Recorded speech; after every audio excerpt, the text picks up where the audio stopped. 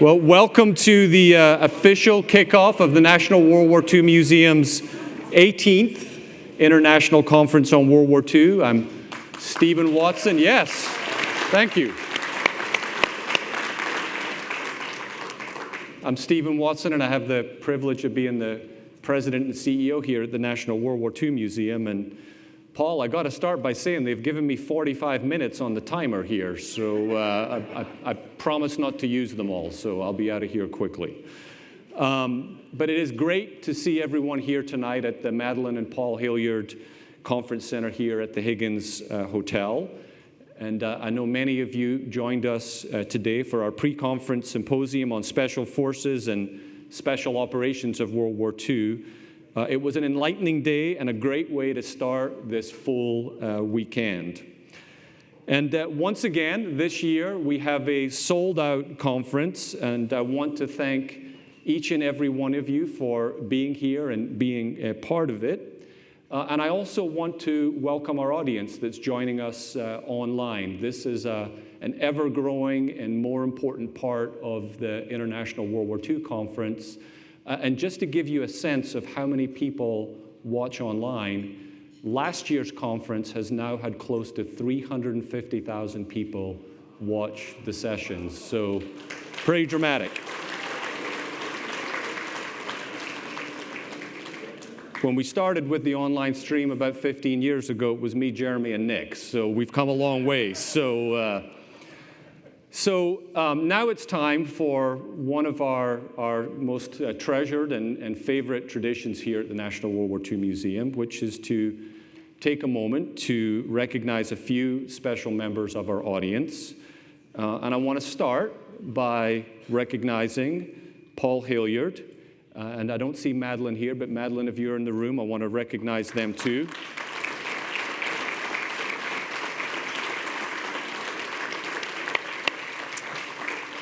I think most of you here know that Paul is a World War II veteran, the last World War II veteran, member of our Board of Trustees, a former chair of the board. In fact, 5.5 years ago, when the world changed for all of us during COVID, Paul was the chair of the board of the National World War II Museum, and we could not have had a better, wiser, more focused chairman than Paul to lead us through a difficult time. And I'll always remember, he said, "Stephen, make good decisions and blame the chairman." So I did that a few times. But Paul is a decorated veteran, flew 45 missions as a radio man and gunner on an SBD Dauntless dive bomber in the Pacific Theater. And few have done more for our museum than Paul and Madeleine Hilliard. So thank you, Paul, and thank you for being here.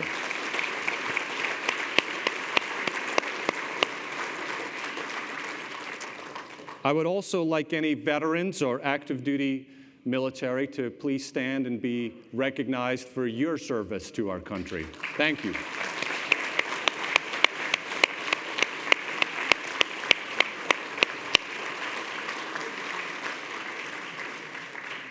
And also, thanks to all the family members of veterans and active duty members who take care of those who take care of us.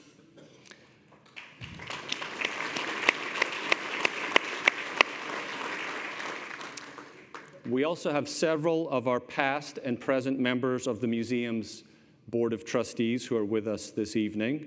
Will Osborne, thank you, Will, for being here. Mike Byland, thank you for being here, sir.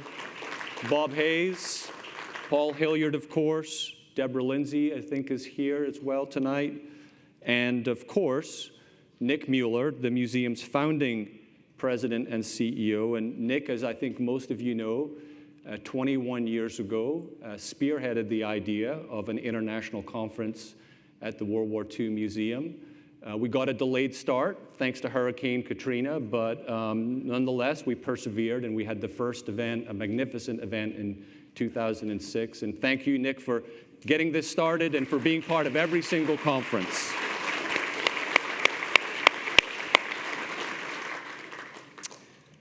So as I mentioned, this is our 18th international conference, and for many of them, we've been able to rely on the support of the Pritzker Military Foundation and the Pritzker Military Museum and Library. They, as you may know, have settled into their new facilities just outside of Kenosha, Wisconsin, which, Paul, I think you once called home a long time ago. And I understand from our team that have been there, it's on my list for the next year. It's quite remarkable.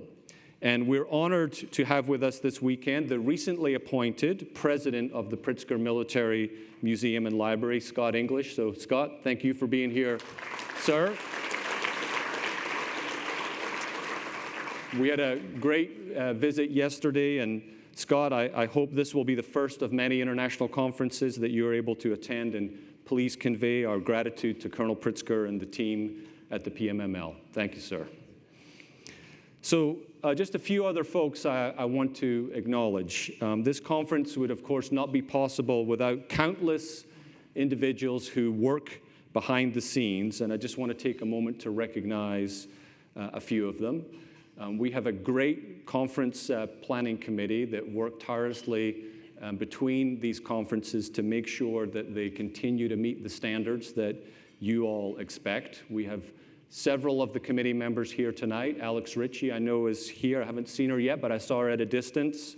Con Crane, Rich Frank, Nick Mueller, Mike Bell, John Curatola, and a few folks that are not here tonight but have been key parts of this and are probably watching the live stream, so I wanted to make sure they were mentioned. Gunter Bischoff, Alan Millett, and of course, the one and only Don Miller. So let's give them a round of applause for their work. So I'm departing from the prepared remarks that Jeremy gave me just for a moment, because usually we do this on Saturday night when you all are running out of the Boeing Center after 3 days. But I just want to take a minute to acknowledge the staff here at the museum who just do a tremendous job of putting this event together, our travel programs, running the museum on a daily basis. It's a privilege to be part of such a dedicated team. So if you would give our staff here at the museum a round of applause.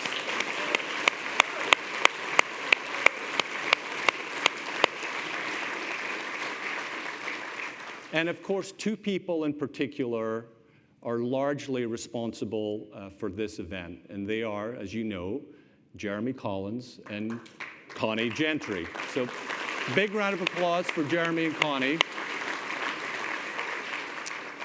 And what you may not know is that Jeremy is actually the longest tenured employee at the National World War II Museum. So for 24 years, he started when he was 7. He has been part of this team and been involved in every single one of these conferences. So thank you, sir, for the great work that you do.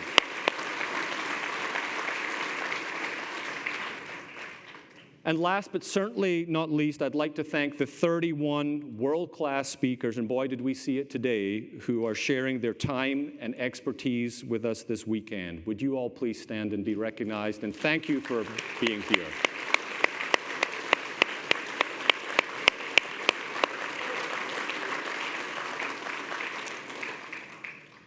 Okay, just a few more words from me, I promise. So this past June, our museum's 25th anniversary, I unveiled a new strategic plan that will guide the next decade of the museum's growth, with an emphasis really on expanding educational outreach and impact. And of course, this will be built on long-standing successful programs like our international conference. But I think everyone in this room knows that we must do more. And this is going to challenge us to increase our programming, increase our content production, do more to educate young people, reach broader audiences to ensure that the history and the lessons of World War II are never forgotten. So this past June, we made a bold commitment. We made a commitment to have 1 million people every year visit our museum. We made a commitment to train 15,000 teachers every single year in middle and high schools on how to teach World War II in classrooms across this country. We made a commitment to reach 5 million students on-site, online, or in their communities with great World War II history.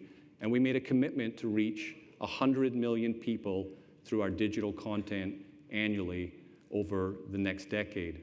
And you all part of this journey. And we're counting on you to help us in the next decade achieve these outcomes.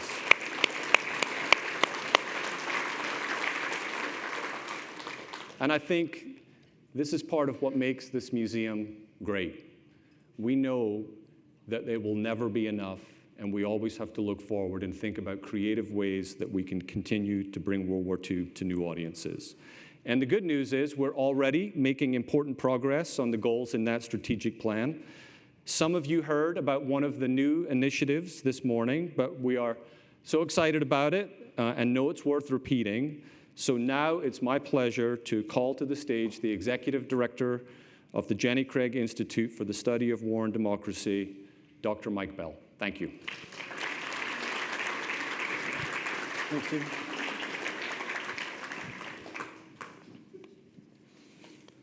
Well, thank you, Stephen, and good evening, everyone. As many of you saw in evidence today, our understanding of the war that changed the world continues to evolve, helped by the rich and vast scholarship that's published each year. The National World War II Museum has always strived to celebrate the latest and greatest books on World War II. You saw that today with the speakers and topics that we select for the annual international conference. Now, as part of the museum's new strategic plan that Stephen's just mentioned, I'm proud to announce one of our immediate initiatives, the National World War II Museum Book Awards. These awards will recognize the most outstanding English language, nonfiction books on World War II history published each year, with awards in two categories, the best book and the best debut book. The Museum Book Awards will help promote and shape the field of World War II historical research, expand its audience, and support authors in their scholarly endeavors.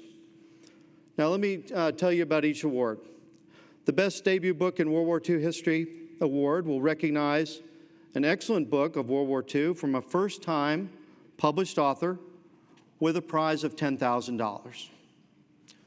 And the Best Book in World War II History Award will recognize the top book in World War II in that year and carries a prize of $50,000.